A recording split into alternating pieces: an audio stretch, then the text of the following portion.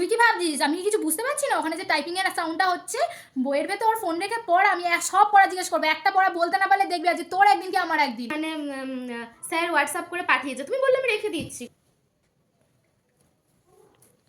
Hello, হ্যাঁ বলছি, মা আছে পাশে, একদম আস্তে আস্তে কথা বলবো, ঠিক আছে? তুমি বলো কি করছো, শুয়ে পড়েছো? সারাদিন চলছে।